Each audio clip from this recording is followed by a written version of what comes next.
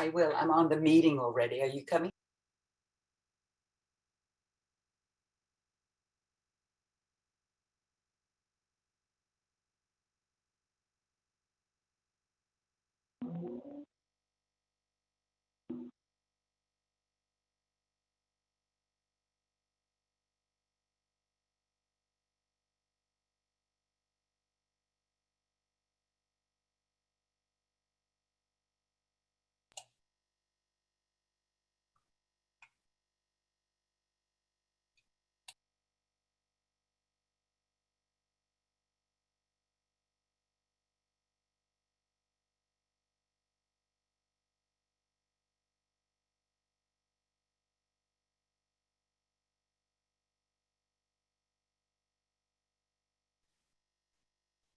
Good evening, Assemblymember Gottfried. You can unmute whenever you are ready.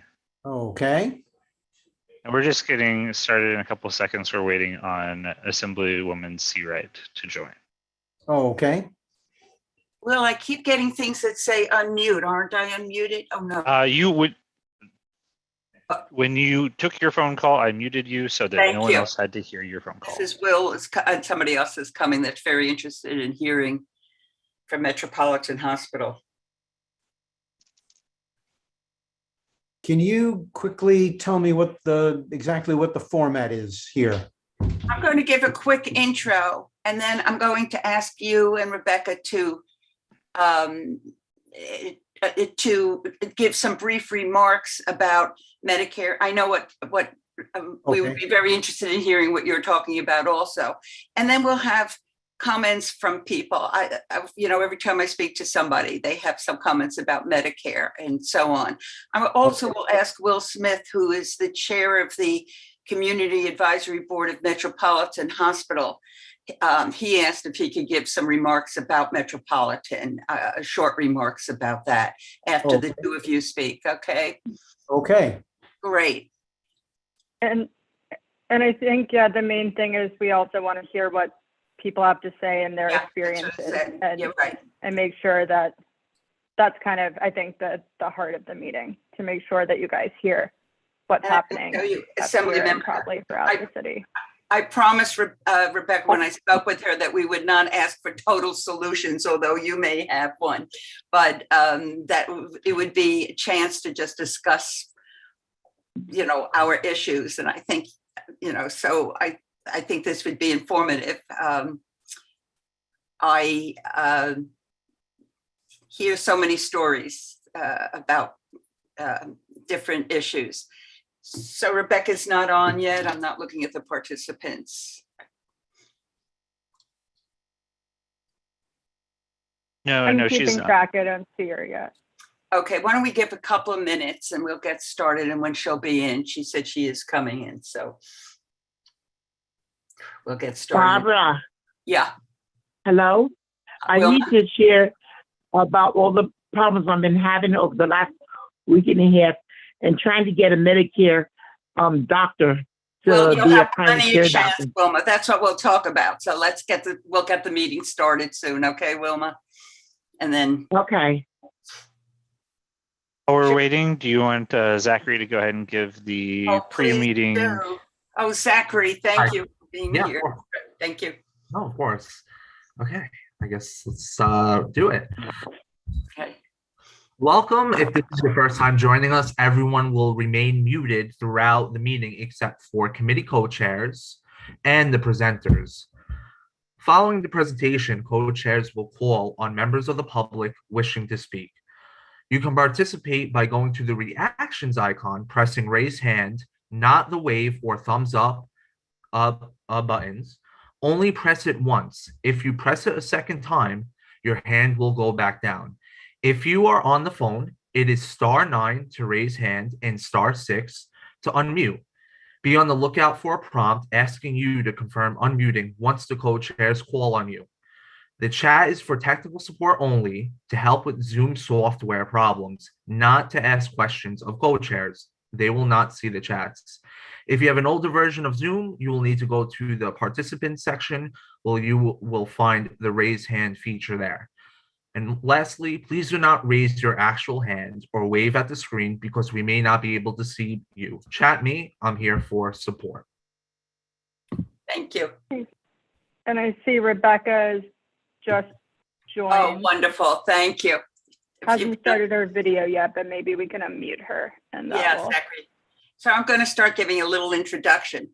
I want to thank Will and Zachary. I can't wait to meet Zachary in real life. He's new, and I'm hoping that will be real soon. And thank you so much for your support. And of course, we want to thank Assembly members Richard Gottfried and Rebecca Seawright for coming to this meeting that may be a little bit difficult because we have a lot of issues. I have been hearing over and over and over again, and I have a personal story, how we are living in an area with the best hospitals, with the best doctors, and yet sometimes it's hard for us to actually get the care we want because very often our doctors are not taking Medicare, particularly the internists, but not exclusively. And so when I went to Rebecca's office and talked about it, we decided to have this meeting.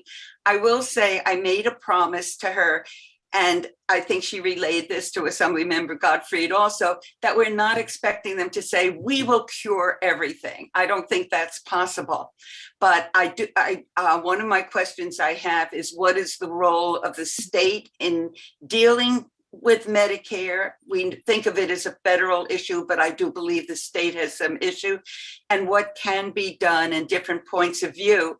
I would love if you give a minute to talk about it and then listen to our concerns and answer or comment or whatever. And I would like this to be as free a discussion as possible, if that's okay. So which one of you would want to start? Rebecca and then Dick? Well, sure. First of all, I want to thank you, Barbara and Wilma Johnson, co-chairs Rebecca Dangor, for inviting me to this meeting. And I also want to thank my esteemed colleague, who is the Dean of the Manhattan delegation, or I should say the Dean of the New York State Assembly, longest serving member, and he'll correct me if I'm wrong, I believe in the United States, in the state legislature. So it's a real bonus to have the chair of the Assembly Health Committee with us this evening, Dick Gottfried. This is an important topic, Barbara, as you've pointed out. I have 8 hospitals in my district. It's an economic engine here on the Upper East Side. But yet I'm hearing more and more from constituents that their longtime physician is now no longer taking their insurance or no longer taking Medicare, and how frustrating it is. So on tonight's topic, one of the great blessings of the Upper East Side and Roosevelt Island is the extraordinary number of just highly regarded and nationally ranked medical institutions and physicians. Yet this is an ongoing problem that we're going to have to tackle and deal with. And as we address these questions tonight, I want to thank all of you for joining in this important discussion and for this important meeting. Assemblymember Gottfried was first elected to the Assembly in 1970 at the age of 23 while he was a student at Columbia Law School. And they're only 35, Rebecca. I'm sorry. I thought he was only 35. Never mind. Stupid humor. So I want to welcome my colleague, someone that's a mentor to me and that I greatly admire, that chairs the Health Committee in the New York State Assembly. Thank you, Chair Gottfried, for joining us this evening. Yes, I'm sorry I didn't mention the chair. I'm sorry. It just and I will say Assemblymember Gottfried has come to a couple of different forums talking about the New York State Health Act and has been an inspiration to me also. I've spent many hours because of that going to meetings, so we just really appreciate it. Thank you. Well, thank you very much. Happy to be here with you, and just on a couple of technical points. Longest serving member of either house of the legislature in New York history, not the longest serving state legislator in the country, at least not that I know of. And as for being 35, I guess, in Albany, we have a thing called assembly time. Like the meeting is called for 2. If we get started by about 3:30, that's often considered a victory. So maybe by assembly time, I'm 35. And some parts of my brain, I think, still think I'm 23, but what can I do? So, the Medicare program is indeed a federal program. I think the only way in which it interacts with the state is that if you are dually eligible for Medicare and Medicaid, then the 2 programs, come together, and Medicaid will then cover some things that Medicare does not cover, particularly long-term care. Also, if you are at an appropriate level, at a legally defined level of low income, the state may pay your Part B premium. So there is that connection between, and also some of your costs under the Medicare prescription drug program. But that's a special program for people who are at a particularly low level of income, but may not be eligible for Medicaid. But generally speaking, Medicare and its rules are entirely federal. On the question of doctors or not taking Medicare, doctors are free to opt out of the program, or I guess technically they're free to not opt into the program. And anytime a doctor does opt out of Medicare, that's news in a way. And when physicians want to complain that Medicare doesn't pay them adequately, and it does not pay them adequately, they're right on that point. They will often point out the number of physicians who don't take Medicare, presumably because it doesn't pay them adequately. Actually, the number of physicians who don't take health plans of various kinds, private health plans, far exceeds the number who don't take Medicare. The vast majority of physicians do take Medicare. My family physician does not accept any insurance at all, which, believe me, is really kind of annoying. We've gone to him for decades because we really like him as a doctor, but we have to pay his bills out of pocket and then try to get my health plan to pay all or part of his bill. But there is one health plan that my doctor does accept, and that's traditional Medicare. And if you ask him why, as I occasionally do, he says, I send them a bill, they send me a check. No one else does that. So while I don't think there are too many doctors who are quite as absolutist as my doctor in taking no health coverage except traditional Medicare, there are some.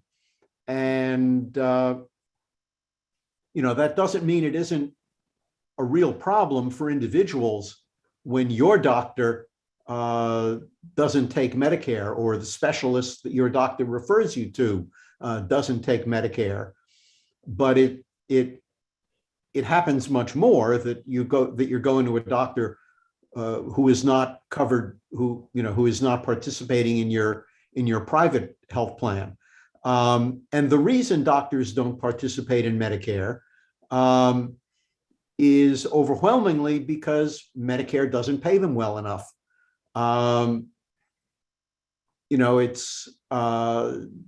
It's an improvement over what the world was like before Medicare started, which was a lot of doctors, if they were treating people over 65, had to settle for extremely low rates or didn't get paid at all. So Medicare is an improvement over what existed before Medicare. But to me, it is wrong that both Medicare and Medicaid do not pay enough to really cover the cost of providing care. And while you said that we wouldn't be asked to provide a solution to all of life's problems tonight,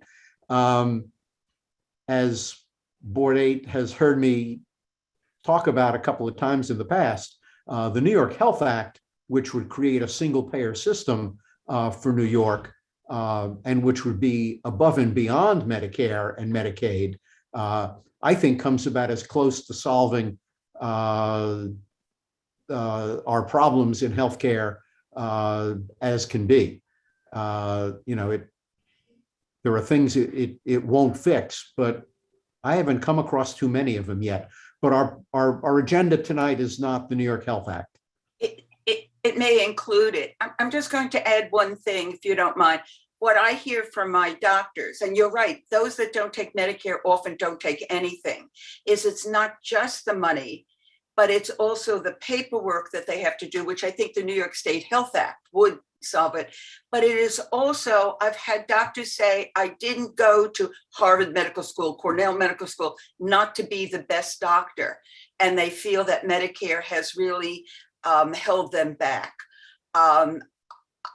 Medicare doctors are taking telemedicine calls instead of, I mean, it's one thing to make an appointment or for something, refill my medicine, but when you really are sick, I have a story that has been horrible. I spent a month in the hospital and rehab this summer and have lingering because a Medicare doctor giving me bad results because of telling me I look good over a Zoom call. And I think others have that too. So it is not just the money, although the money is part of it. You know, in the old days, doctors weren't straddled with hundreds of thousands of dollars of debt after medical school and so on. So that's my opinion with it. I think people will be asking you about the New York State Health Act. I think that is certainly something to talk about. Before we get started, is Will Smith here yet?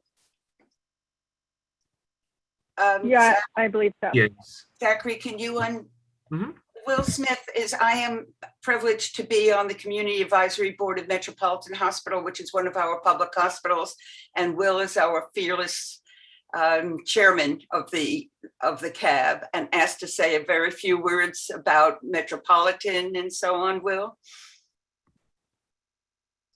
are you unmuted?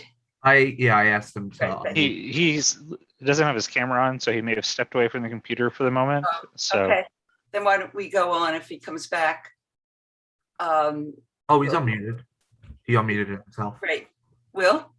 Oh, just give me one moment to get on video. Sorry. You don't have to. Apologies.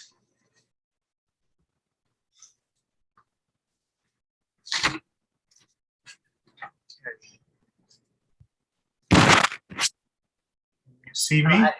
Yep. We can. Good evening, everyone. My sincere apologies for the technical difficulties. Thank you, Barbara, and the rest of the committee for putting together this discussion. It's very encouraging to see community board being proactive in terms of your engagement of the legislative process as we try to formulate our ways of how we can use the community board and the Community Advisory Board as avenues for us to shape our advocacy. Healthcare is so important, especially during the pandemic. So I just want to, applaud, Assembly Member Godfrey, Assembly Member Seawright, as well as Community Board 8 for your work engaging this issue. Obviously, Metropolitan is a beneficiary of Medicare. We depend on those payments. So it's obviously an important task for us as a community advisory board to ensure that we engage this issue. So Barbara, thank you so much for your work here. And we are indebted to Barbara for her insight and perspective on the CAB. She's been a great addition. So it's great to have that perspective from CB8 representing us in the CAB. So thank you so much for the opportunity to deliver greetings and look forward to a robust discussion. Thanks, Will. And we'll give an update with Metropolitan also at the end. Should we go now to people from the audience that have things to say? Yeah, but maybe let's unmute Wilma, because I see she's muted again in case you wanted to add anything. Okay. But let's go to people in the public. Erica? Erica's unmuted. Hi, thanks so much for having this. So while I don't qualify for Medicare currently, I will eventually, though. My parents and all of their friends who are quite savvy, they're all running into these issues here with all of the academic institutions in our area, to Rebecca's point earlier. And I've seen the EOBs. They've seen the EOBs. They're making pennies on the dollar and the paperwork to go with it. And because I work in healthcare, I'm the go-to in my family and friends for how do I see a doctor? And now I have to caveat that by saying, if they're taking new patients, that's a miracle at this point.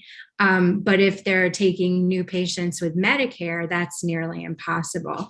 So what I'd like to ask Representative Godfrey, that I've asked him probably on many calls, and I'd love to get an answer on this, is that with the baby boomers having started retiring in droves from healthcare before the pandemic even, but now the pandemic is absolutely hastening that, along with nurses who have been in shortage for decades. I want to support the campaign for healthcare for all, but I want to know, because there's only so many resident slots that the government funds, full stop, across the country. So how are these positions going to be backfilled with everybody with, I mean, I know doctor friends who are, you know, if they weren't done before, they're definitely going to be done soon. Once you open, we all know that having health insurance, as we all see now, does not guarantee you actual access to seeing a healthcare provider. So if there's not enough of them now, how are you going to backfill those?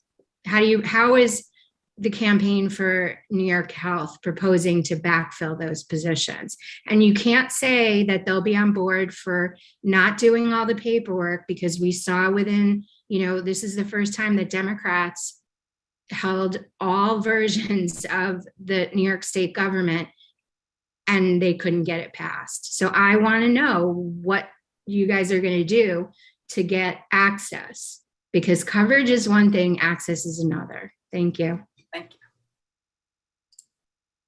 you. Dick, can you answer that? Do you want to respond? Yeah, I wasn't able to unmute, but now I can. Well, if the question is how would the New York Health Act, if it gets enacted, help? The answer is it would help in several ways. Number one, it would pay doctors, and it spells this out in the bill, it would pay doctors and hospitals and other providers substantially more than Medicaid and Medicare pay them, and there would be statutory, in addition to an explicit statement that payment levels would be higher than Medicare and Medicaid, there is also a general standard in the bill that payment rates have to be reasonably related to the cost of providing the service and sufficient to assure an adequate supply of the service, guarantees that exist nowhere today. Also, when you've got a health plan that people with wealth and power are going to be in, you can make sure that people with wealth and power are going to make sure that their health plan is as good as humanly possible, and that will be New York Health. And the other 20 million of us will get to be part of the plan with them. I assure you, if the governor at the time that the New York Health Act is enacted discovers that somehow it's not treating the governor's doctor and family fairly, the governor's going to do something about it, and all 20 million of us will benefit from that. The other thing is that doctors and hospitals in New York spend, and in America in general, spend an enormous amount of time and effort fighting with insurance companies, fighting with their paperwork. If you look to the north, to Canada, where they have a single payer system, doctors and hospitals and the like spend less than half the time that New York doctors do on administrative costs and administrative time and trouble, which means that doctors will be able to spend more time taking care of patients. A doctor who can find 30 hours a week to see patients now will have more like 60 hours a week available to see patients, because they won't be spending an extra 30 hours a week fighting with insurance companies. And so doctors will be paid better. They won't have to waste the money that we pay them on administrative costs, and they won't have to spend anywhere near as much time fighting with insurance companies when what they went to medical school for was to learn how to take care of people. And I tell you, I think that's part of the reason why Canada has more doctors per capita than the United States. And between improving what they get paid, lowering their costs, and lowering the amount of time they have to spend on administrative horrendous work, I think New York will become a very popular place for people to practice medicine. By the way, doctors who complain about the paperwork today, my doctor doesn't like the paperwork that he would confront if he was taking my private health insurance, but which, by the way, all of you pay for, thank you very much, because I'm a public employee. But again, the one plan he does take is traditional Medicare, fee-for-service Medicare, because, as he says, I send them a bill, they send me a check. The plans that he hates are the private sector plans that cover most of us.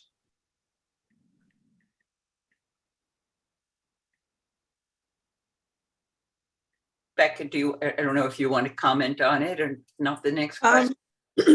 Well, you said coverage versus access. It seems to me Dick, makes a very good point that doctors won't be spending their time and their administrative staff working on these claims. So it seems it'll definitely increase access, and they'll be able to offer more hours in the day to see patients because they're not working on all this paperwork that they have to spend time doing.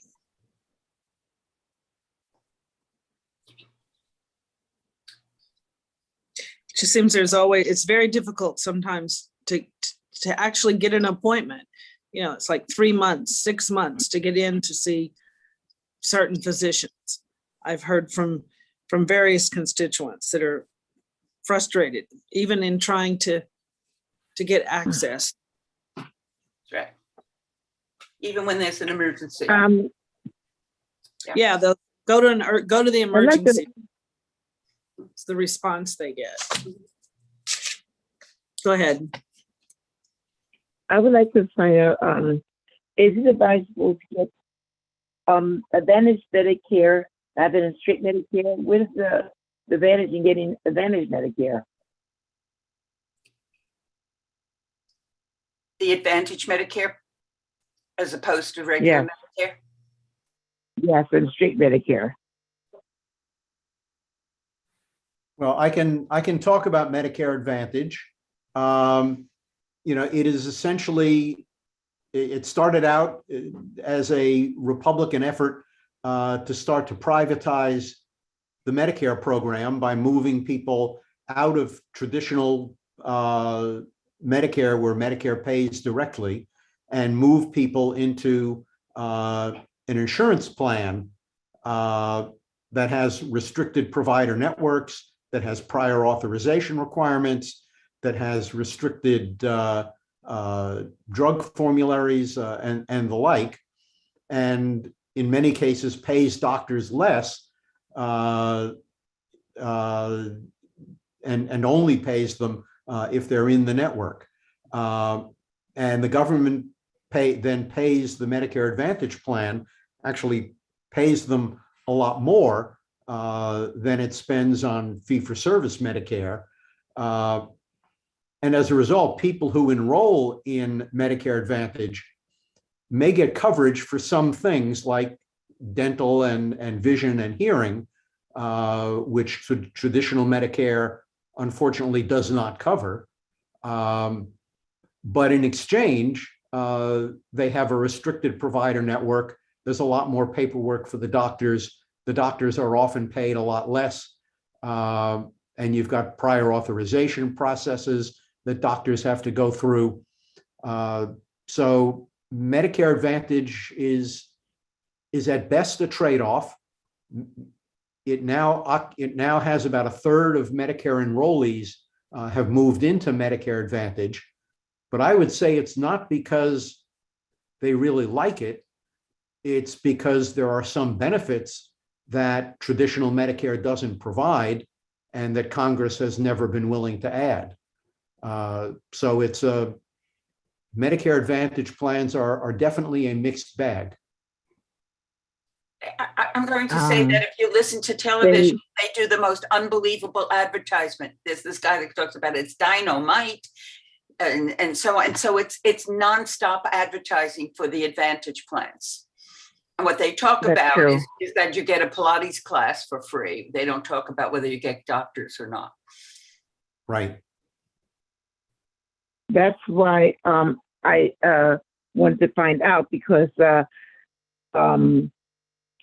have a straight Medicare, and it is harder for me to get a doctor. And I get 15 calls a day of these different companies trying to convince me that Advantage Care is the best way. There's so many of them. How would you know which one to pick?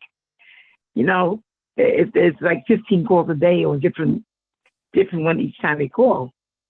And so I'm so confused as to which one to take, and is it good to take it at this time? I don't really know. I'm having problems getting a doctor. Called me yesterday from the New York hospital, canceling my appointment that I had today because he's not taking Medicare anymore.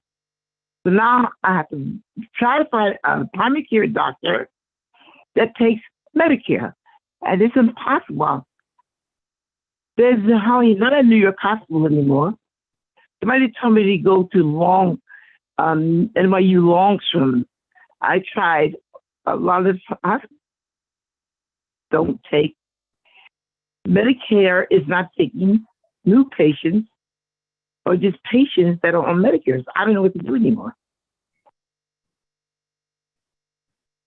Not an unusual story.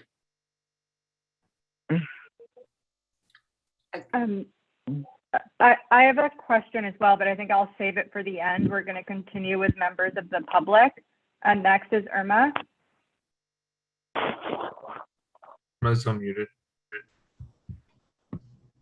Hello, can you hear me? Yes. Yes. Yeah. Well, I want to first of all thank everybody for coordinating this meeting, the co-chairs and Assembly Member Seawright and Assembly Member Godfrey, because this is really good information. I did not know about this. I am a senior and I am on Medicare. My doctor, accepts Medicare, but now I'm very concerned because what if I have a really serious health issue and I have to go somewhere else or see a specialist and they don't accept my Medicare? What am I going to do? And this is the predicament of a lot of people who live on the Upper East Side who are aging and are on Medicare. where are we going to go? We are older, we can't travel that much.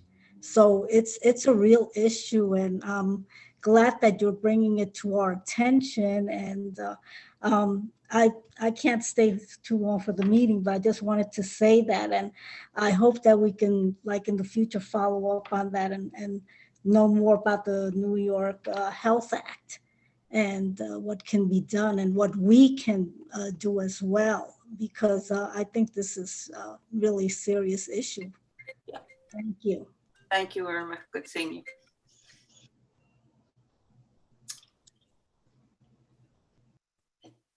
I think on the Thanks. on the question of what people can do to help get the New York Health Act passed, on the Upper East Side, all your state legislators, like Rebecca Seawright, support the bill. What you can do is you can contact Governor Kathy Hochul and urge her to come out in favor of the bill. That would certainly be an enormous step towards getting it passed in the legislature. That's a good, thank you. We'll do that. All right, next, let's go to Gloria. Gloria unmuted. Yes, hi.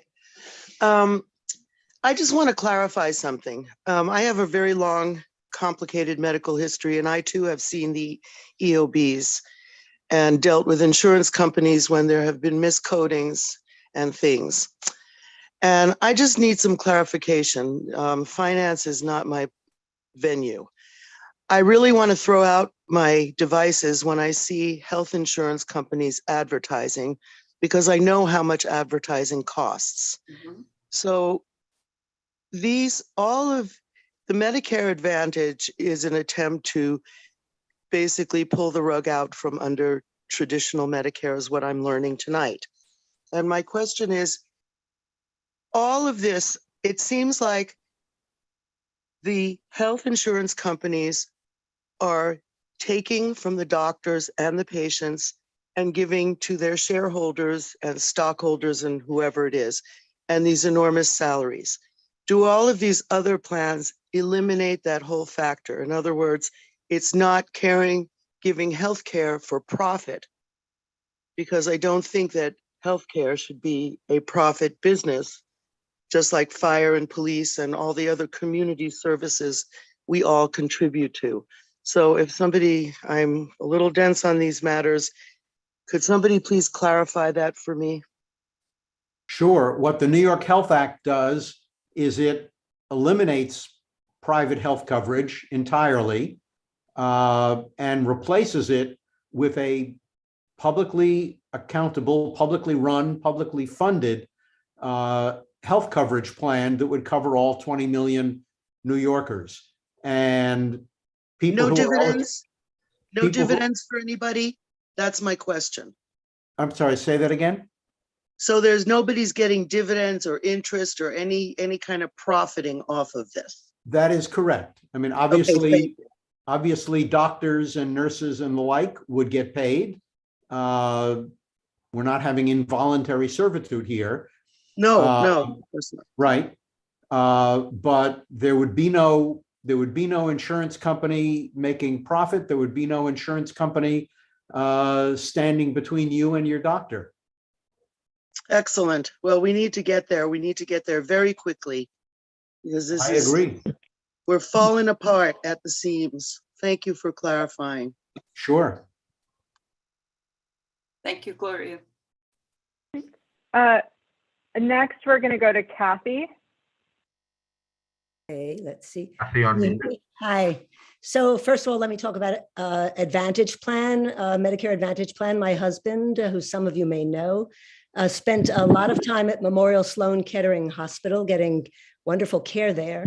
And fortunately for us, he had a traditional standard Medicare, because if he had Advantage, the hospital does not take Medicare, does not accept Medicare Advantage, which would have been for me, as now a single person, tragic financially.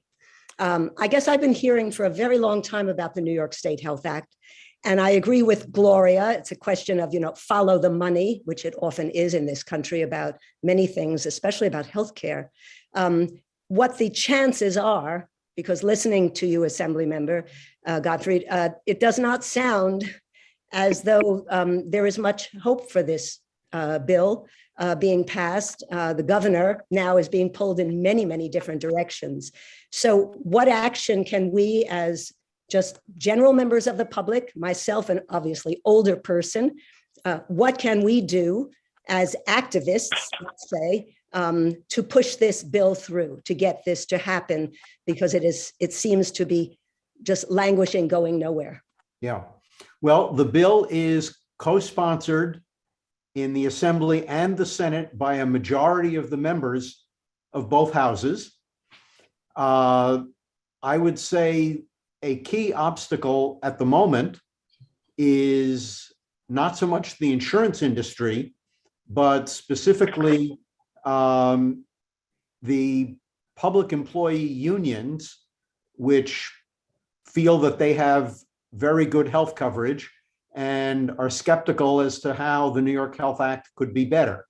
And we've been meeting with them intensively now, trying to work out language in the bill that would satisfy their concerns. If we can achieve that, if we can bring them on board, then I think the bill gets past both houses this coming session. If they remain staunchly opposed, then it could be a very different story. A key thing then is getting the governor on board, Governor Hochul, in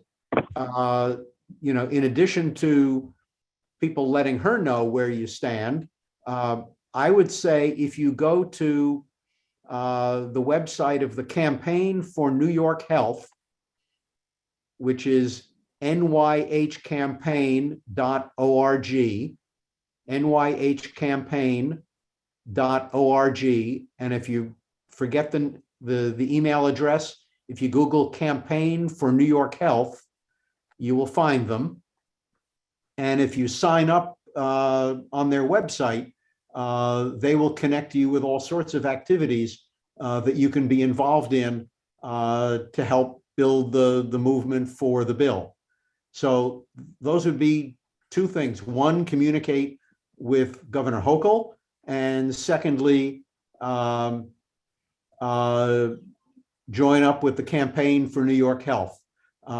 Certainly letting your assembly member, whether it's Rebecca Seawright or Dan Quart, and your state senator, Liz Krueger, letting them know that you agree with them in their support for the New York Health Act certainly couldn't hurt.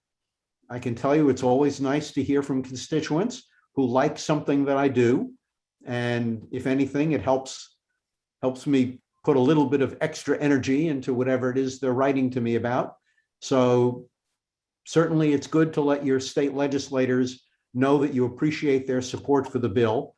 And those are the ways that New Yorkers can help get it done. I'd just like to add on that note, tomorrow, I have invited Governor Hochul to the Upper East Side at 11 a.m. It's a small crowd, so it's supposed to be a gorgeous sunny day. If you come to Central Park and 69th Street, we're going to present Governor Hochul with an award honoring women veterans and women in service. 24 trees were planted in 1925, a grove of trees in Central Park. And they were basically forgotten. And 3 years ago, a historian rediscovered an article about it in the New York Times. So this will be our third year that we have had a dedication to these women that offered service, and we'll be presenting awards, and Governor Hochul will be speaking tomorrow. So if you're free, come tomorrow at 11 a.m. and you'll have a chance to lobby her on this issue. Oh, what a wonderful event that is. Right. Well, please come. Thank you. And just so everyone knows, we've added the link to the chat of that website. So you'll be able to find it there. All right, next we'll go to board.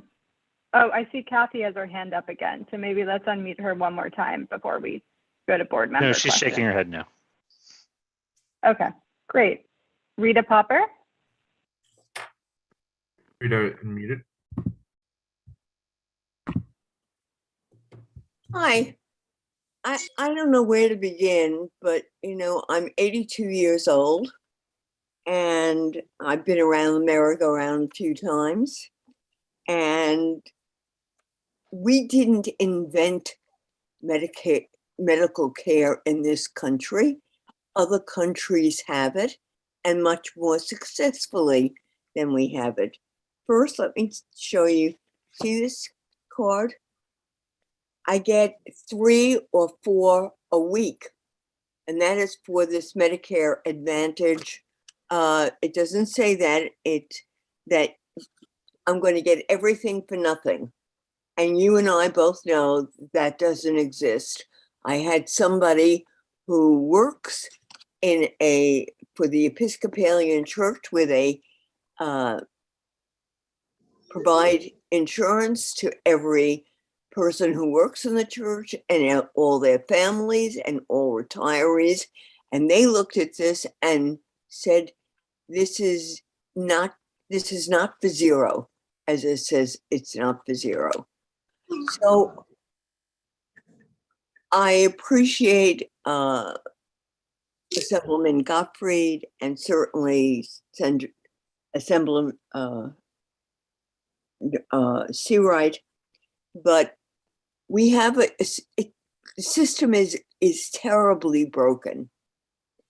I am on my 4th cardiologist for no other reason than they stopped taking Medicare.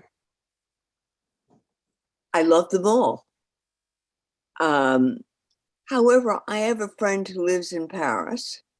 My daughter went to school at McGill in Montreal. They seem to have a better handle on medical than we do.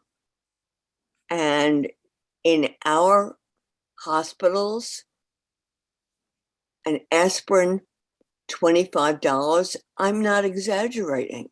You know damn well it is that. Why? Why are we being raked over the coals? Why? How much money is being sent? Not 1, not 2, but 3 to 4 a week. Some as a card, some as a letter. Who is watching the store on our behalf? I am not a cynical person, but I have to tell you, I'm cynical about our medical care. I think we have fabulous doctors, but I know that they have good doctors in Canada. They have good doctors in Paris, and nobody goes through what we go through, not at all. So New York will have a different health care than the rest of the country, whatever it is. It's not solving the problem. The problem is that other countries know how to do it. Why don't we? It's my question. Thank you. Well, Rita, I agree with everything you said. Could hardly have hoped to say it better myself. Now, the answer to your question, why, that I'm not sure I have an answer to, except that this is a country that has always had a very limited view of human services and social services that ought to be a public responsibility. And we have never really accepted the notion that healthcare should be a shared responsibility between people and the thing we call government. And every other industrial democracy has figured that out. Canada figured it out long ago. Europe figured it out long ago. We lag way behind them all. and we all pay the price. So you're absolutely right. Doesn't make me feel better. Well, you know, the answer exists. The question exists, and the questions are universal. When are we going to be tired of not getting the answer? I don't know if it's going to happen in my lifetime, but I certainly hope it does. well, I think we have a real chance at getting the New York Health Act enacted in New York this coming legislative session. If we do that, I believe that other states will follow in our path, and that if a handful of states follow in our path, you will then see the federal government enacting it on a national level. That's how Canada got single payer coverage for the whole country. That's how the child health insurance program that every state now has, it began with just Minnesota, and then New York chimed in, and within a couple of years, virtually every state enacted a child health insurance plan. So that's how progressive change seems to happen in this country. We got our labor laws enacted by first one state doing it, and then another state, and then eventually it became federal. I believe that's how we're going to solve the health coverage problem. Thank you. I appreciate it. I appreciate this entire committee. I know you're all working to help us, but we know where the help is. We just need to go to the trough. Thank you. Thank you. Next, we have Peter Patch. Peter's unmuted. There we go. Thank you. I remember reading the New York Health Act. It goes back a number of months. I think it may be more than a year at this point. But my recollection, first of all, I totally support and endorse more now than I did back then, the basic objectives of basically quality care for all. My concern, my open question, I mean, I've talked to a number of health professionals about this, some of whom I was surprised were frankly pretty ignorant about it. Some were concerned about it. Basically 3 or 4 questions that didn't seem to be answered by the legislation itself. First, how do you go about assessing what the sort of quantity of demand and cost will be associated with the different, specialties? Second, I don't recall that the sort of funding and taxation, there was sort of notions about how that would be handled, but it was not at all clear exactly how that would be handled. So that seems like a fairly significant second question. And third, which I think is by far the most important, is how would this oversight mechanism look at, assess, and provide the right incentives for the quality of care we're looking for, in effect by specialty, but including such issues as staffing, facilities, and research. Those questions seem to me not really actually addressed by the legislation at all, which at least raised some questions for me. So is there an easy answer, or how would you respond to that? Well, the first question you asked was, how are we going to know what's the right number of specialties in each specialty that we need to pay for? And the answer is, how do we know that today? How do we know how many oncologists Aetna should pay for? And the answer is, there is no system for doing that. But under the New York Health Act, if there's a heart specialist in New York practicing medicine, that heart specialist will send in his or her bills, and they'll get paid. And it's not like heart specialists are going to suddenly double their number overnight, not likely. And if the plan pays them well, as it will, they're also not going to flee to move to Illinois. And so that will remain relatively stable. You could have asked back in 1965 when Medicare was enacted, oh my goodness, how are we going to know how many heart specialists senior citizens will need when Medicare starts paying bills? And the answer is, when Medicare started paying bills, there was absolutely no turmoil. There was absolutely no disruption. Just one morning when people went to the doctor, it got paid for. It was a zilch transition. And the same will be true with the New York Health Act. One of your questions was, remind me what the second one was? Funding tax, the tax system. Okay. The bill spells out in a fair amount of detail that it would be funded through a progressively graduated tax that would be levied on payroll income, defined as income that is subject to the Medicare Part A tax, and any other income that is currently subject to the New York State personal income tax.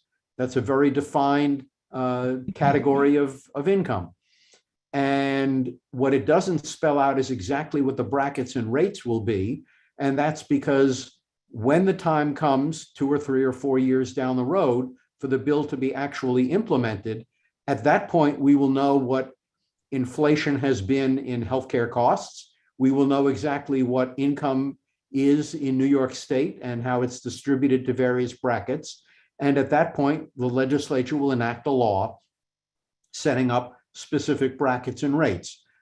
We have published documents that show sample brackets and rates, which by today's numbers would adequately fund the plan.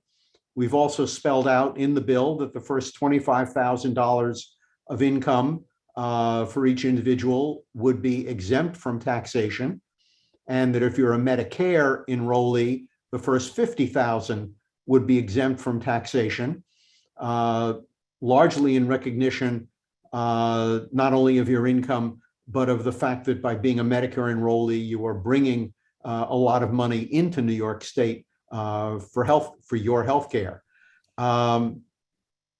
As for medical research, the money we now pay to Aetna and Blue Cross and all those other plans does not contribute a nickel to medical research. And the New York Health Act similarly is not a research program. Medical research in this country is funded almost entirely by the federal government, and it will continue to do that. What we do pay for in New York is Medicaid and Medicare contribute to the cost of paying the salaries of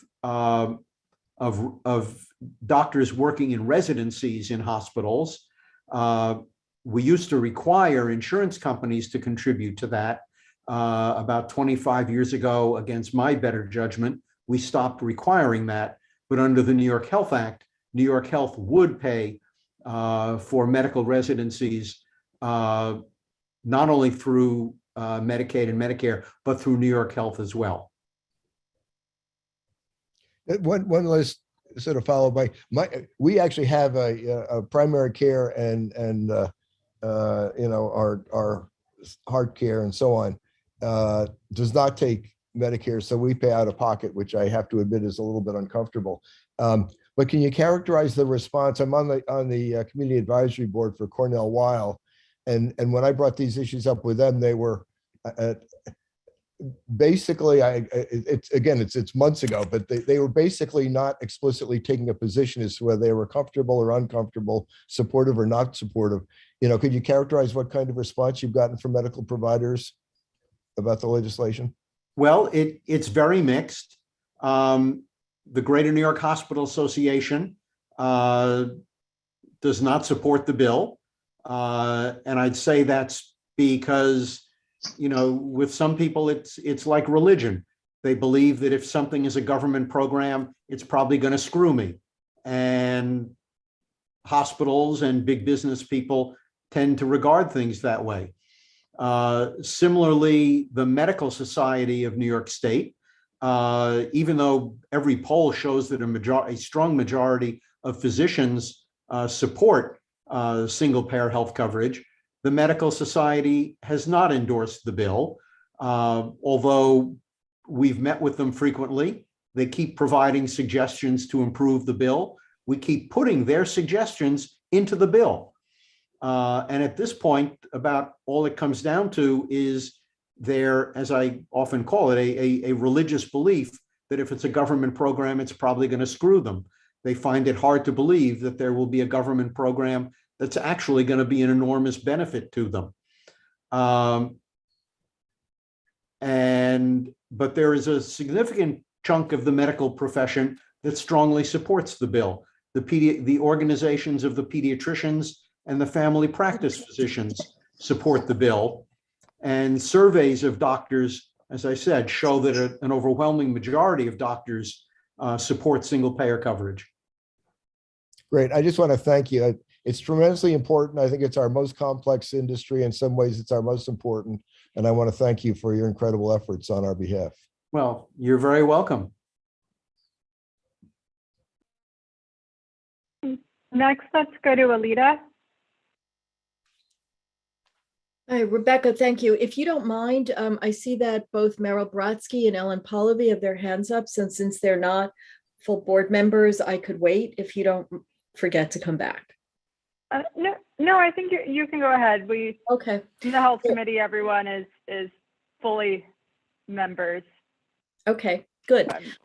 Well, in that case, I'd like to thank you, Rebecca, and Barbara and Wilma for putting this together, and to the Assembly members, Seawright and Gottfried, for being here and helping New Yorkers in general. So I have to play devil's advocate about this because I don't know enough information. And I have family members who live in Canada, so I have anecdotes about the single payer system up there. My first question is, until other states start to also enact single payer plans, assuming that they do, people who live in why would doctors, if they're not getting paid what they get under either when they don't take insurance or under certain very good insurance, if they don't make that kind of money, why would they continue to stay in New York, which is one of the most highly taxed states in the country? Two, my question is for people from surrounding states like New Jersey and Connecticut that don't have a single payer system, people coming from Europe or Asia, because we have superb world-class doctors here. How does that work when they don't have the benefit of a single payer system? And who will keep track of what doctors or hospitals are recommending in terms of treatment? Will there be someone keeping an eye, which I'm not sure is the best idea, on whether it's your 5th MRI or your 6th X-ray or whatever it is, because you go from doctor to get treatment? And what happens with drug prices? Will there be someone negotiating with drug companies? So I'm just not sure how any of this works. And I know I haven't read the bill. Can I answer your questions? Yes, and I'm sorry, I just didn't want to forget. Okay. If you could give me a one-word summary of question number one. Doctors staying in New York. Okay, doctors will stay in New York because practicing medicine will be about twice as much fun in New York as any place else, because they won't have to spend half their time arguing with insurance companies. They will also stay in New York because the New York Health Act is going to pay them better than they're getting paid today. Better than they're getting paid under Medicare or Medicaid? Better than they're getting paid under Medicare, better than they're getting paid under Medicaid. And the only reduction in their payment will be to reflect the fact of their enormous administrative cost savings that they will get under the plan. I guarantee you, Kathy Hochul is going to make sure that the New York Health Act is run in a way to make sure that she gets complete access to full medical care. And because the plan that she will be part of, and her husband and her children and her friends, will be the same plan that will cover you and 20 million other New Yorkers will benefit in the process. Okay.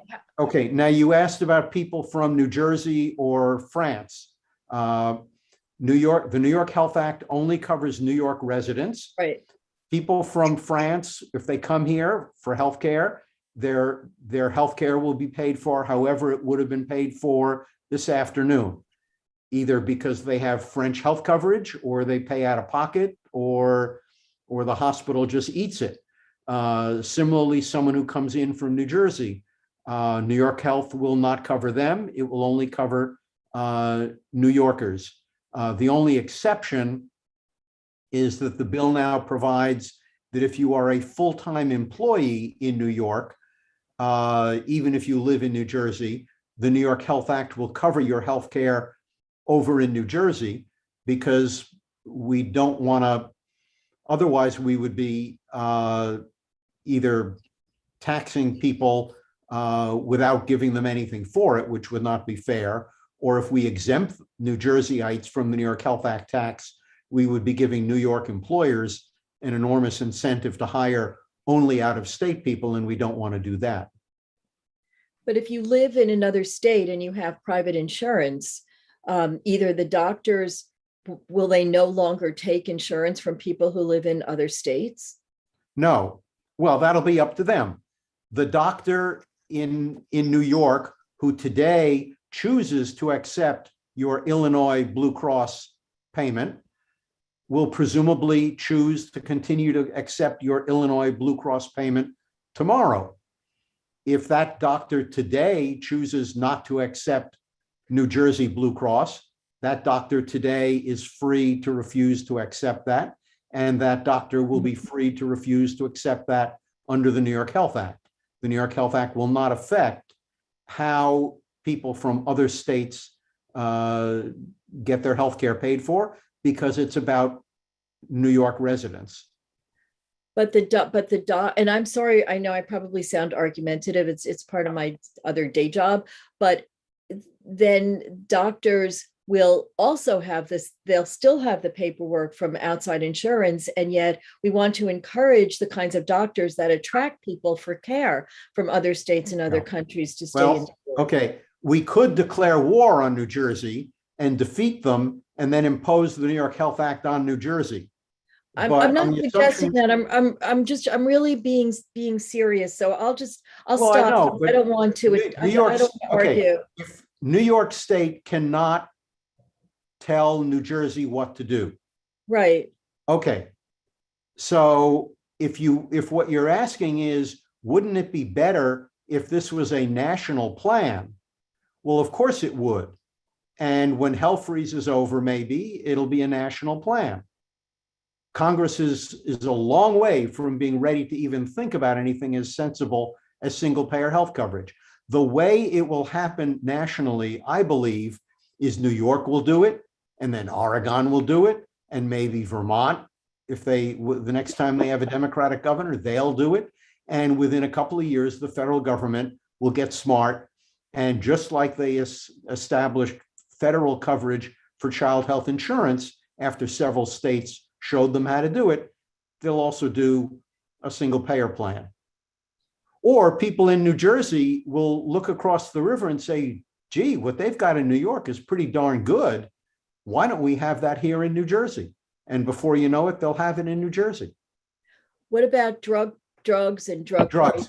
Okay, and one of the biggest chunks of savings that the New York Health Act will produce, apart from the enormous savings in administrative costs, is that the New York Health Act will be able to negotiate with drug companies, not on behalf of a few 100,000 customers or 1 million customers, but on behalf of 20 million customers. And everybody who's analyzed the New York Health Act, the RAND Corporation and others, all agree that we will get dramatic reductions in prescription drug prices in New York under the New York Health Act, because we will have that enormous bargaining clout to negotiate with prescription drug companies. And my last question was just about monitoring what's going on with people's health care. And could someone go and get 2 or 3 or 4 opinions? Can they get the same test over and over again? Is someone going to say it's an experimental treatment, you can't get it? Those kinds of things that we're faced with all the time with insurance now. I don't know how Medicare responds to that. Yeah, well, traditional Medicare does not restrict all of those things. And yet traditional Medicare's cost increases have been actually dramatically lower than the cost increases of commercial insurance over the decades. So under the New York Health Act, if New York Health thinks that some piece of care you have received is clinically not medically necessary, there is a process for that to be challenged. But other than that, there will be no prior authorization process in the New York Health Act, just as there is not in traditional Medicare. That's part of the language that we put in at the request of the State Medical Society. And, getting an MRI is not a piece of cake. People don't go for MRIs just for the hell of it. People don't go to get surgery just for the hell of it. People try to avoid going to doctors. I sometimes say the one portion of the population that the portion of the population that is retired and might be more willing to spend time going from doctor to doctor is already covered by fee-for-service Medicare, and which is in effect like a single payer system. So that's a common myth about single payer coverage, but I think it is just that, a myth. And I just have one more thing, which has nothing to do with this, but it has to do with the Medicare Advantage advertising, which seems astonishingly a great program. Isn't there any kind of truth in advertising laws that can apply so that they actually tell the truth and people understand what they might be getting themselves into? Well, that's maybe a question better directed to Carolyn Maloney rather than me. I do not get to tell Medicare how to regulate Medicare Advantage advertising. My sense from what I've seen of Medicare Advantage plans is that, it's like when you swear in court, you swear to tell the truth, the whole truth. Exactly. They don't tell you the whole truth. They don't tell you, oh, you might have zero premium, but on the other hand, you might have copays, you might have deductibles, you might not be able to go to the doctor you want to go to at all. Exactly. That's why they sound so appealing. Yeah. Well, I thank you so much for your lengthy and detailed explanations. All of the information is really good to know. And again, I just want to thank you for being here and sharing your evening and all of your knowledge and expertise in this with us. Always happy to. Thank you. Thanks. All right, next let's go to Meryl. Meryl's unmuted. Can you hear me? Yes. Can you? Okay, great. It's kind of a silly question, and I think that Alita and Assemblyman Gottfried have gone into great detail on some of the important parts of the question tonight, which is what do we do when all of these doctors, these wonderful people, abandon Medicare and we pay up the wazoo for these exorbitant pharmaceutical costs, et cetera, which no president has been able to control. They've tried. Is there a portability? This is a dumb question. I haven't done it myself. Can I go to Jersey if I need a doctor and say, you knock on somebody's door and say, nobody in New York will help me, but here you are? I mean, is there something, a portability? I can go to Massachusetts or Minnesota or Mayo Clinic and use my Medicare if I can't get help here because they're too busy or too crowded or too whatever. Is there something of this sort? Can anybody answer that, Assemblyman Gottfried? I believe if you've got a Medicare fee, if you've got traditional Medicare, I believe you can go to any doctor anywhere in the 50 states that takes Medicare. I can't swear to that. Because well, that is good to know. Thank you very much. I'll look into it. I appreciate that. We know that people from New Jersey come to New York and use, you need a hip replacement, you don't stay in New Jersey, you come to special surgery and they use their Medicare. So. Well, right. I believe that's correct. That you could go any place in the United States.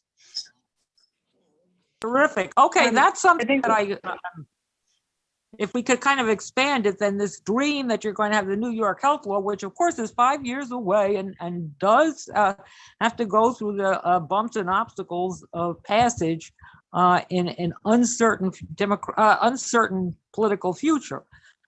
So we can expect something from it, but of course the legislative process is full of surprises and maybe we won't get what we want and the tax will be at any rate.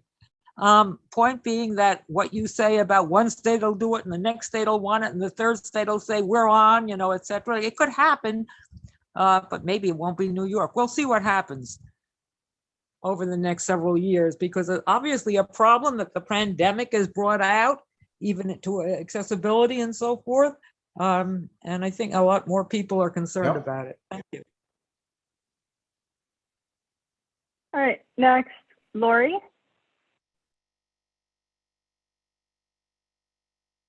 Ellen, you want? Hi. Oh, go ahead, Ellen. Go ahead. You can go. Unmute. Ellen's unmuted. Okay. So are you asking for Lori or me or Ellen? No, Ellen, you can go. Okay. Go. Okay. I've got a number of questions. First, I can't defend the managed care companies, the Advantage plans, but I do want to say that I was a broker for one season on Medicare Advantage plans, and I learned a lot from that. And they're heavily regulated. The Advantage plans are heavily regulated in their advertising. So they actually do advertise correctly because they have to, but and they all say that they have, that it is you pay your copays at the tail end, but it's free at the beginning. So if you never go to the doctor, you don't have to pay any money. So a lot of people that can't afford the Medicare supplement plans go into the Advantage plans thinking that it's going to be the same. My doctor's in the plan, so I can now go. I can now go to the same doctors that I've always gone to. But what I found out is the doctors are limited in these plans to they have certain protocols, certain procedures for certain diseases, and depending on which plan you're in, they are limited by certain protocols, and so it's really, even the treatment you get when you go to an Advantage plan is not the same. So I just wanted to point that out, that you're not, they may give you 10 sessions of physical therapy when what you really need is 40 or 30, whatever Medicare actually provides. You might need to go for a full year, but the Advantage plans won't do that for you.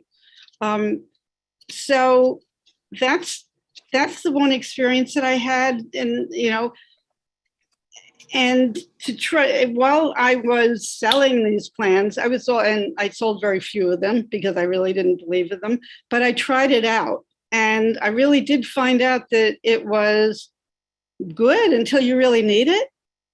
And then they'll pay for whatever you need, but only after you go through a whole lot of, pre-certification and, the procedures that they tell you have to go through, and the medications that you have to take first before you can take the medication the doctor wants you to be on. So there's lots of steps that frustrate people enough that they just give up. And so these Advantage plans, they save money because people give up on their treatment.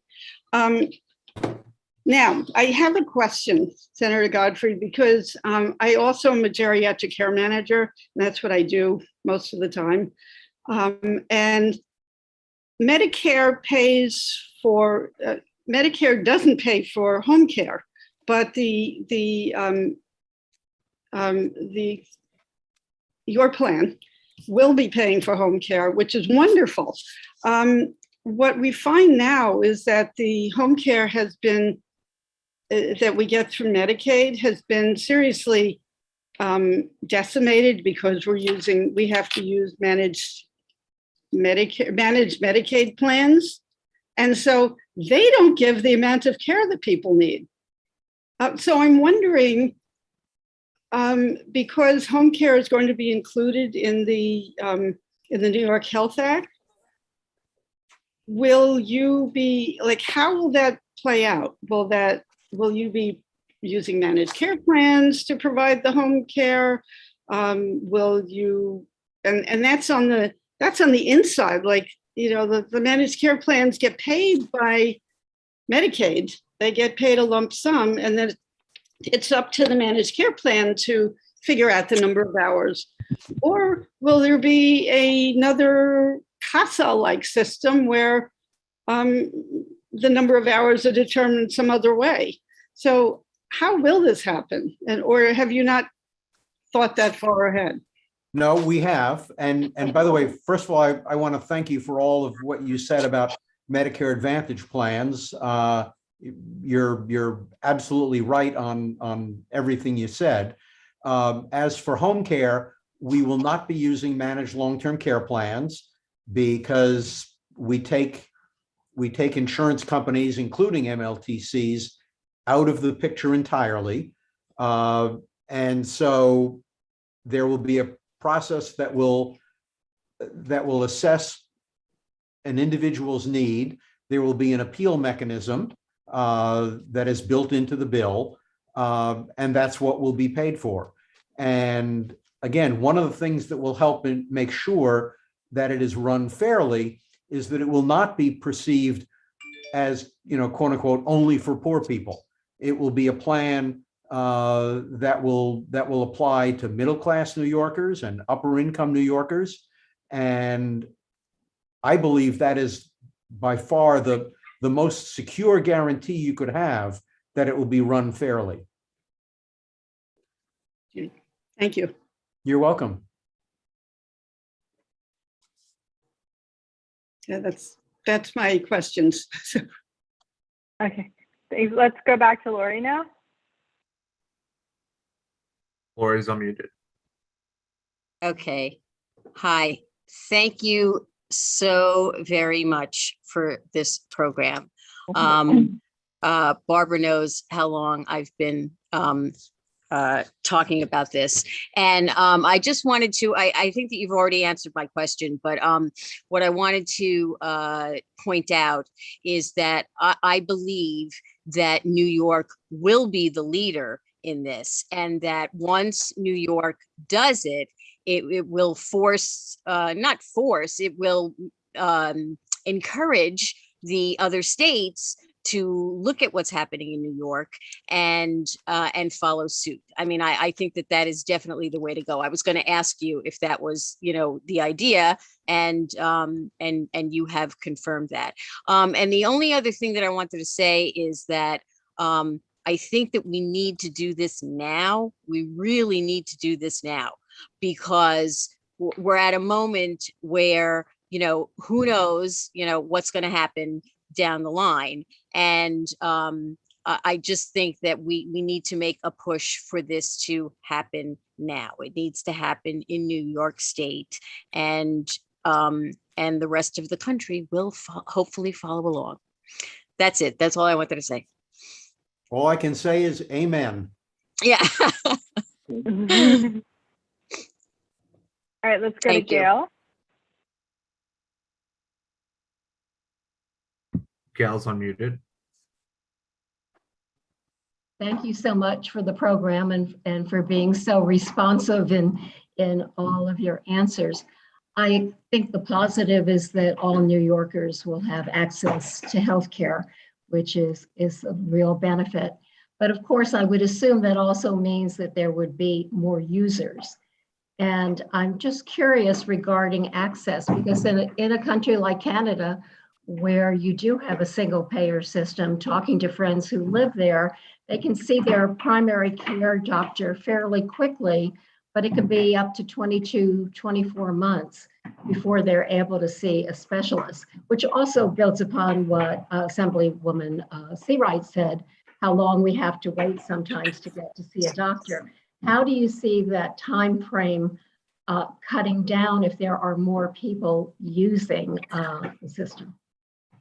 Well, yes, there will be an increase in utilization, because there are, unfortunately, a lot of people who are today sitting at home suffering, not getting the care they need. Right. So when people say there will be an increase in utilization, that's really a condemnation of the current system. It's because there are people who need healthcare and are not able to get it today. Where the supply side will come in is that doctors will have a whole lot more time to do what they went to medical school to do, namely see patients and take care of people, because they will be freed up. So much of their time will be freed up from fighting with insurance companies over what's approved and what isn't approved. And, you know, when Medicare was created, and my memory of this is, you know, is mostly from what I've read. In 1965, I was all of 18, so I wasn't really following the implementation of Medicare all that much. But if you look back, the implementation of Medicare was smooth and easy. And this was in an era when, you know, you didn't have electronic communications, when everything got done with carbon paper and dial phones and whatnot. They were able to get Medicare up and running in 11 months. 11 months after Lyndon Johnson signed the bill, Medicare was paying claims. And it was a very smooth process. One day, doctors weren't getting paid if they took care of senior citizens. And the next day, guess what? They did get paid. And it was a smooth and wonderful transition. Well, when you say that doctors will have more time that's freed up, then also just the question as the determination of what's reasonable and customary for what they bill and what they're paid, how will those payments relate to what they may be getting from an insurance company, even if they have to, a private insurance company, even if they have to fight more or spend more time getting that income coming back to them? Well, the bill has language in it that will set the initial rates based on actual experience, and the language in the bill that describes what that rate setting will be was recommended to us by the Medical Society of New York. And I assure you, they are very focused on what it takes to make sure that they live, that they are supported in the manner to which they are accustomed. And that, plus the fact that you know, members of the legislature are going to want to make sure that their doctor is taken care of and is there to care for them, and the rest of us will benefit from that. I have another question, given public service employees and their coverage. And how do you really persuade them? I'm a Port Authority retiree, and I can tell you the difference in the type of coverage I had versus what I get from Medicare is quite significant. And my coverage through the port was far, far better than anything that Medicare provides. So how do you convince the public service unions that this is going to be better for them than the coverage they might currently have under New York State, for example? Yeah, well, what we have offered them is language that spells out in black and white that that deals with making sure that the state pays the share of the tax that is the same share of what they're now paying of the public employees' premium. Mm-hmm. So they're not going to have to, you know, renegotiate their deal with the state. We have offered them language that says that in addition to all the other descriptions of what the benefit package will be, look at what the benefit package today is of state public employees and every local government public employee, and every one of those benefits will be part of the benefit package for all 20 million New Yorkers. So they will not be paying more. They will be getting guaranteed at least the same benefit package. Actually, it'll be a lot more because, for example, long-term care will be covered, which they don't have today. Mm-hmm. And we also have offered them language that says when the New York Health Act saves the public employer money, because it is going to save them money, then the savings have to be dedicated by the public employer for improved wages and benefits. So, because that was one of the other things they said, we've given up wages and benefits in order to pay for the health plan. How are we going to get that back? So we've covered all three of the points that they've raised to us. And we've said to them, if the language that we drafted doesn't satisfy you technically, tell me how you want it different. We'll make it different. So I'm hoping that, Great. that we will bring them on board. Thank you so much. Those were my You're welcome. questions. Thanks. Next, Ellen has her hand up again. Ellen, unmuted. Hi. Okay, so I just wanted to say that there's, this would have an unintended benefit in that the New York Health Act would alleviate the log jams of moving from one level of care to the other.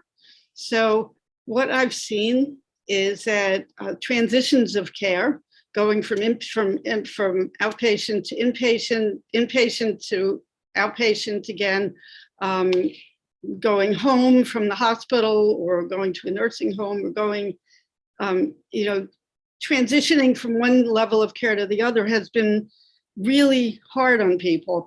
And I'm going to say something that, if you get very anxious about medical, try not to listen to what I'm going to say, but I have seen I've been in practice for 40 years.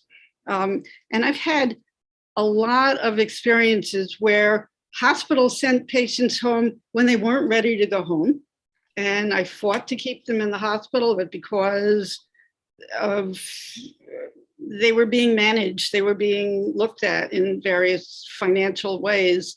The hospitals had to let the patients leave, had to force the patients out when they didn't have proper care at home, or they didn't have Medicaid yet, or they didn't have, or they were too sick to really go home and they needed to go to a different level of care, but there was nothing available, or they were a psychiatric case and they had psychiatric problems and there was no place that would take a geriatric mental health case. I am hoping that once we have one single payer that can be studied and evaluated rather than multiple hospital systems that are all doing their own thing, that there could be analysis of where we need to open up a geriatric mental health facility in New York City because there aren't enough and there's too many people with Alzheimer's that need to have their medications tweaked before we send them out to run the streets. So I've also had patients that the hospitals had said the patient was stable, and they then went home and the next day they died. And this has happened many times. I mean, way too many times for me to feel comfortable when a hospital says that somebody is stable. So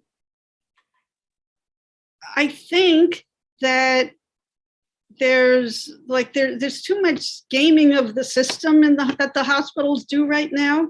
And I think if there's one single payer, that an analysis team would be able to see that happening and stop it, to be able to follow a patient when they leave the hospital to say, oh, that patient died the day after they left the hospital.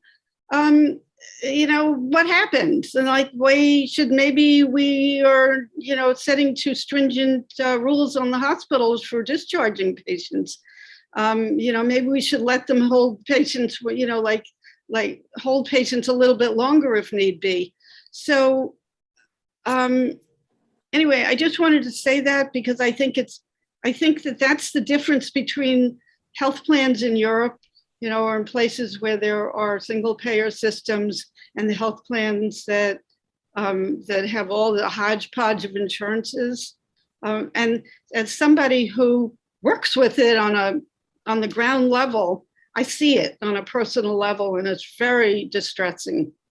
So I really support the New York Health Act because I think it'll change for the better people's experience of continuity of care. Well, I think you're absolutely right. And I think the bill talks about using the data that the plan would generate, not individual patient information, but the statistics that the plan generates, using that to improve the quality of care, I think will be a very strong, not just looking at the economics of healthcare, but looking at the clinical quality and the decision making, I think is a very definite benefit. Thank you. You're welcome. Rita? Rita is on mute. I just want to take this opportunity to thank Barbara and Rebecca and Wilma for putting this together. We're passionate about it, and I really want to thank Assemblyman Rebecca Seawright and Assemblyman Gottfried.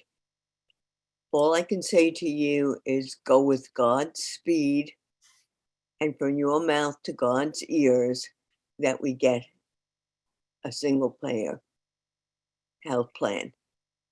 Thank you. Well, thank you.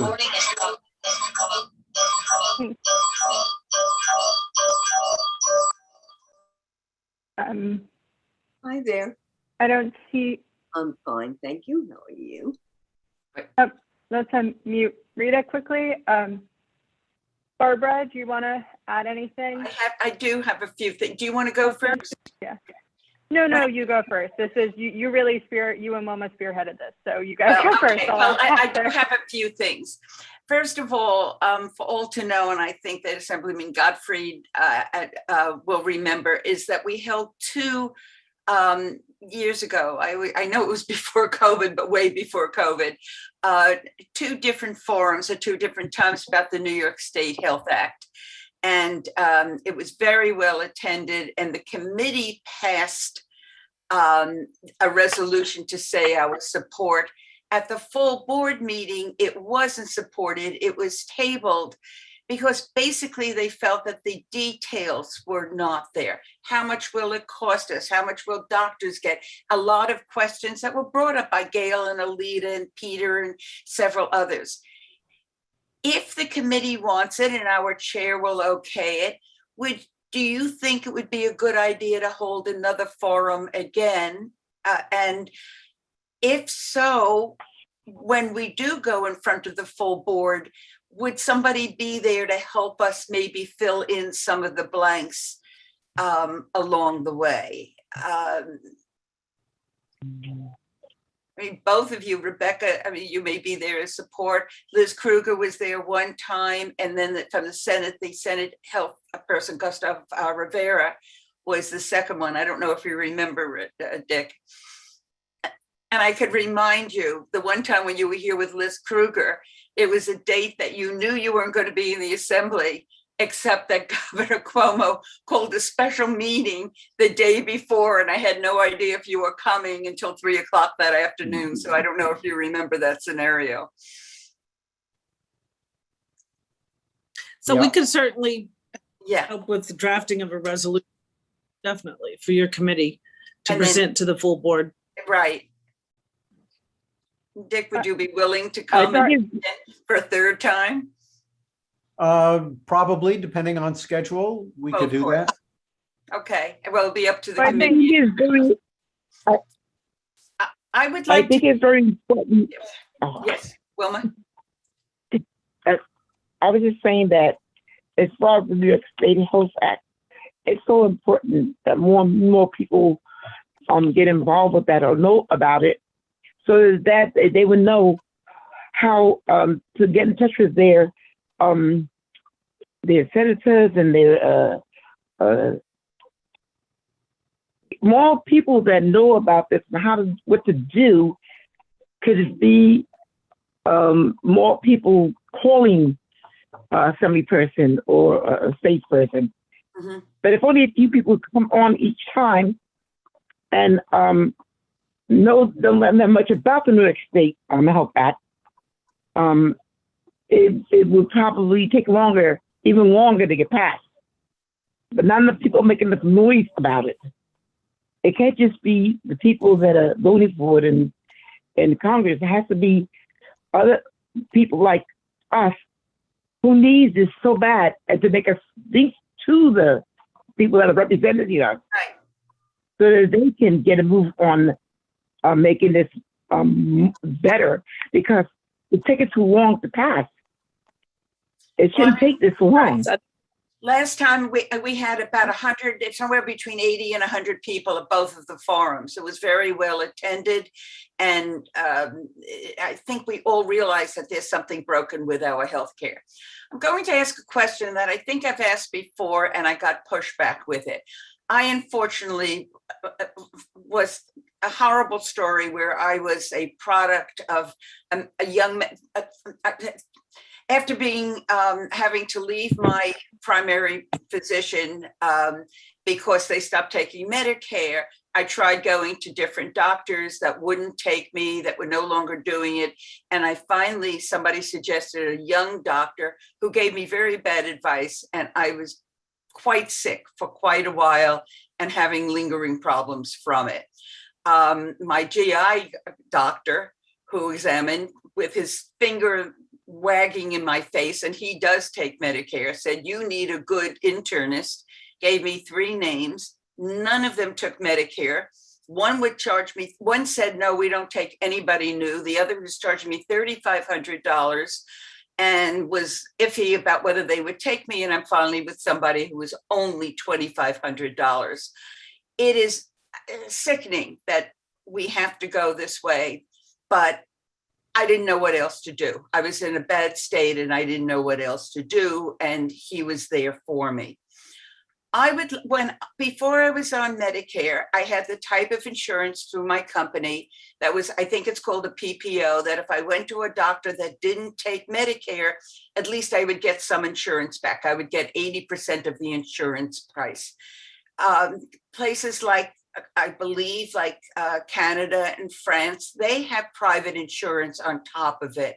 Is that something that you wouldn't consider as part of the New York State Health Act? What is your feeling about having it? It would have saved me much money if I had that. Okay, I don't know about France, but my understanding is that in Canada, you can only get insurance to cover anything that isn't covered by your province health plan. So basically, they have a pure single payer system. And that's what you really have to have, because if you have a 2-tier system where people who have the money can opt out of the system, that means that people who have the money will no longer be part of the constituency to make sure that the New York Health Act is operated at 100% quality. So in order to protect the plan, you really need to make sure that it's the only plan available. The bill does allow people to pay 100% of the bill out of pocket if they want to. Mm-hmm. And that the bill allows that in part because we have qualms about whether we could prohibit people from doing that, and partly because the number of people who could afford to pay for their entire health care out of pocket is probably pretty tiny. But generally speaking, the only health coverage that would be allowed to be sold in New York would be coverage to cover something, if there is anything, that the New York Health Act does not cover. Which does not mean a doctor that doesn't take the New York State Health Act. Correct. And again, if we want to make sure that doctors do take the New York Health Act, the best way to do that is to make sure that it's the only coverage that's available. Well, it's not working now because doctors are saying, and it's what you said originally is true. My doctor not only does, my doctors that didn't take Medicare, they don't take anything. They just cold turkey and said, we're not taking any insurance. And I'm not one of the Uber. I'm lucky because of COVID, I haven't taken any vacations, and it's going to pay the huge doctor bills that I now have accumulated with it. I'm going to then ask Part B. So let's assume once the New York State Health Act passes, and then there won't be the other insurance. But as you said, that's going to be several years. Is there anything we could do in between so that people like me and Peter that talked about it and so on, that, you know, the doctors we're going to, we don't know what else to do, or not taking Medicare, that there would be something that helped us along the way? Well, it's hard to know what that might be. And of course, it would be up to the federal government. That would be federal. To have Medicare pay better, which is what we really need. The problem with doing, you know, small steps is that a large part of what makes the New York Health Act financially feasible is the savings we get by getting rid of insurance companies and having enough bargaining clout to bargain down the prices of drugs. If you're doing it little pieces at a time, you don't get any of those savings. So I will just tell you on a personal level, when I got sick, I was in New Jersey visiting my daughter. My children will not let me leave this one doctor because he was the one that took over in a way that I'm fearful that a Medicare doctor wouldn't have done. And I don't know, I had to be ambulanced back to New York and so on. I don't know what would have happened. First of all, I didn't have my wonderful children. And number two, they didn't have access to a doctor that just sort of took over. But he charged for every phone call he made. I won't begin to tell you what his bill finally was. Yep. But I'm not taking vacation, so it's okay. That's my story, and it was the hope that I would have. Rebecca, did you want to continue? And oh, sure. Well, this is actually a little bit unrelated, but because you mentioned drug prices just now, I was wondering if you could speak to why the bill failed. I think it failed in the assembly that would allow pharmacies with patient permission to replace the brand name EpiPen prescriptions with generic without having to recontact the doctor. Could you repeat that question? So I was reading, just when you were mentioning drug prices, I was kind of following a bill that I thought was going to pass in the assembly, but I believe it failed, which was to allow pharmacies to replace brand name EpiPen prescriptions with generic versions without needing to contact the doctor for a new prescription. This is specifically for EpiPens, did you say? Yeah, yeah, I believe, I think I can find the bill number quickly, but if you don't know off the I don't top know of the your head, answer to that. it's okay. But I would maybe consider doing that again. I will say the reason it's on my mind is I went to the allergist today and she prescribed EpiPen, and that is it's a very life-saving medication. And now I have to go through trying to contact her again to get a different version because it's just too expensive. Right. And with the level of my allergies, I need even more than two on hand. If you So, can email me about that, I will try to get information back to you. And then I guess since we've been talking about the New York State Health Act again, I was wondering if you could maybe confirm whether or not this, epinephrine, I believe, would be fully covered. Whether EpiPens would be covered? No, epinephrine, any type, whether you could get a fully covered prescription for an epinephrine device under the New York State Health Act. As far as I know, yes, it would. It's something that is currently covered by Medicaid, as far as I know. And if it's covered by anything that is covered by Medicare or Medicare, or by public employee health plans would be required to be covered for all 20 million of us. So if any of that package now includes EpiPens, which I believe it does, then they would be covered by the New York Health Act. Okay, great. Thanks. And I will also just add to what Barbara said. I think we should hold another meeting. I promise we'll totally work around your schedule. I think it's of the utmost importance that we try and pass a resolution this time. I know how hard Barbara worked the last time. It was, I always say it's BC or AC, before COVID or after COVID, but this was way before. It was several years ago. I think Alita, you weren't even, I think Alita wasn't even chair. It was before, I think it was Jim was chair at the time. So it was several years ago.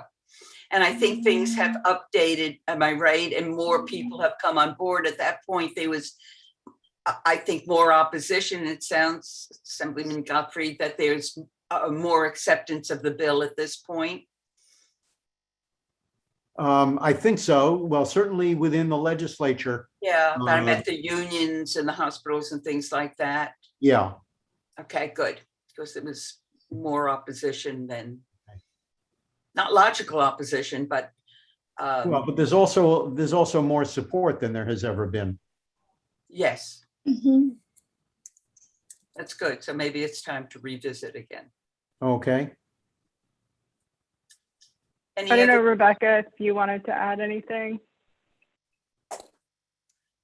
I think it was Wilma that pointed out that we should be encouraging people to write their legislator to support this, but I'll ask Assemblyman Gottfried, should we be going after the legislators that we know have not signed on as a co-sponsor and encouraging family and friends that live in the districts of a member that's not supportive to try the approach of going after the areas where members are not? And if people go to the Campaign for New York Health, you'll be able to get information on which legislators have not signed on yet. And then if you've got family and friends in their districts, they can write to them.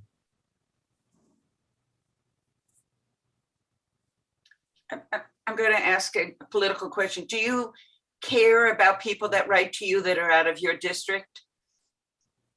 In other words, you know what we're asking. Yeah, I would say, I mean, if people write to me about issues in the health committee, I respond and care about their position regardless of where they're from. But if it's just on general legislation, I basically pay attention to what I hear from my constituents. Right. And our constituents are all on board. The East Side's legislators are all on board, yes. Okay, Rebecca. I see Lori has her hand up. Great, thanks. I should sign off pretty soon. Okay, thank you. You'll hear from us. We thank you so much. Can you wait one more second? Thank you so much. Lori unmuted.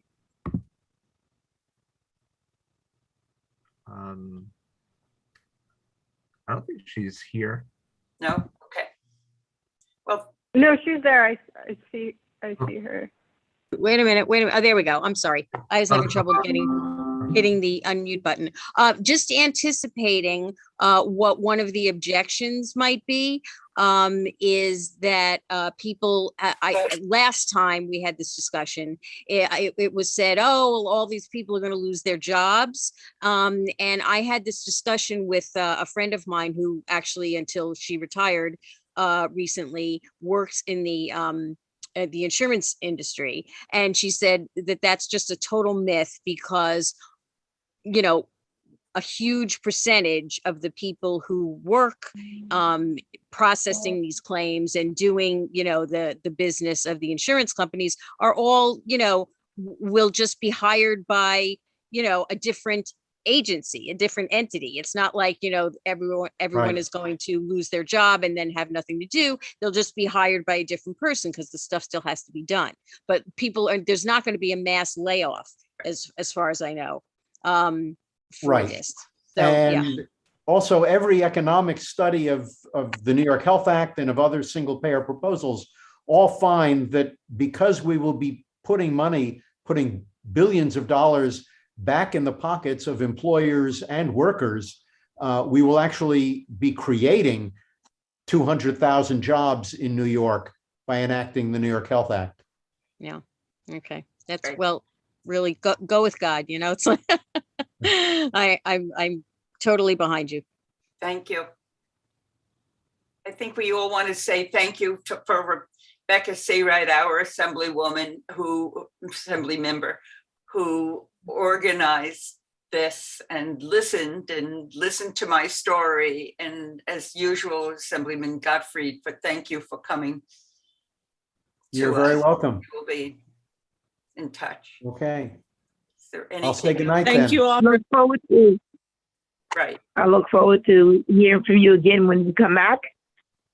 Yes. Thank you, everybody. Appreciate all your time.